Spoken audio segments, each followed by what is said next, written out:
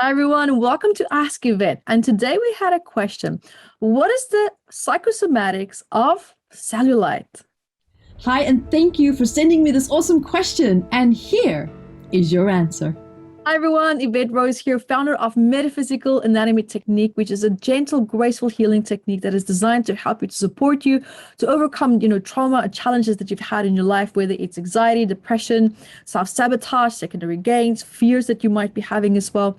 And the technique is designed to help and support you to heal trauma and stress in your life in a way where you don't have to talk about the trauma, you don't have to relive it, and you also don't have to even remember the root causes behind it. And you can find out so much more at evetterose.com. And welcome also to Ask Evette. And today we're going to be talking about cellulite. So I have the book ready, Metaphysical Anatomy, which is a book of 679 medical elements that I wrote about the psychosomatics and emotional stress behind certain stress factors or elements or psychological disorders that we have, that I've noticed we all share certain commonality and patterns around the world. And I compiled all that information after working with thousands of people and just having such a great time to see wow, there's similarities. So first of all, let's look at cellulite. Cellulite is when we have fat cells that has become really hardened, and it's also that it's not consistent on the skin. You can see it looks like little dimples on your bum or on your stomach or wherever it is that you feel challenged with the cellulite. Now, a lot of people try to lose weight and they try to do detoxes, and they find that cellulite is just not shifting. Now, what happens here is that when we have fat cells, normally what happens with cellulite is that we have a lot of toxins that become stuck in these fat cells. And that also is what creates the incongruency of the texture as well.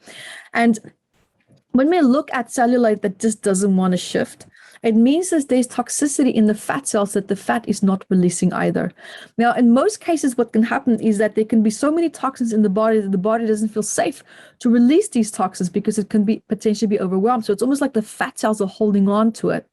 Now, what I'm hearing here, and when we look at the psychosomatics of this as well, and you can also have a look here at, cellulitis that we have here in Metaphysical Anatomy, and a lot of the notes that I wrote down there about that. So first of all, what we'll be looking at is fat is an insulation. It protects the body, but we also see it as emotional protection.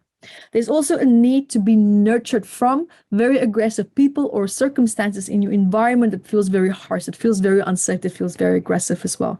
But in this case, what has now become because of the cellulite is that you've made an association that what makes me feel unsafe or traumatized or hurt is what makes me feel safe. Let me explain. This is normally an association that forms and being programmed over time when you are in situations constantly over and over and again, where you feel unsafe, where you need to be nurtured, where you do need to be protected. However, that need is constantly being met with a very volatile environment, or maybe aggressive environment, aggressive people, aggressive circumstances or dynamics. So what happens? This need for protection or to be nurtured or to be loved is constantly being met by this negative reaction. And so, boom, you make that association.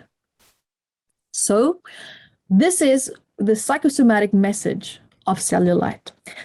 And let's also see what's in the book as well. We can see here, you may have become an angry, voiceless observer in your life, and you learned from a very early age to never challenge influential people, as you would only regret the consequences that would follow.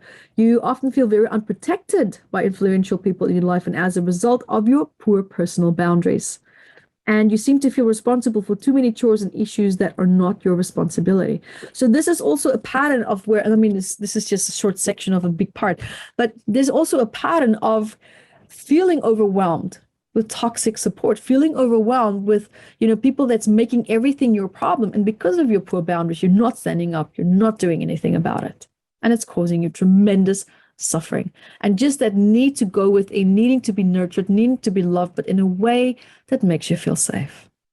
So there you have it, guys. I hope that helps. Keep asking these really great questions. And until next time, be the light that you are. Guys, so there you have it. There is the answer to your question. And also remember, keep sending these really great questions, because your questions will also perhaps, trigger answers that can help so many other people that might be in the same place where they maybe feel stuck in their life. And awareness of a problem is a problem to have solved. And with that information, you can take active steps to start to create the life that you want, and to also know and understand where your blocks and challenges potentially could be. So guys, also remember to check out the description box here at the bottom also for all our upcoming events, and also remember to hit the notification button here that you subscribe, so that you can stay up to date with all these awesome questions that's being asked, and also the answers that I provide for you. So guys, keep sending these questions, and until next time, be the light that you are.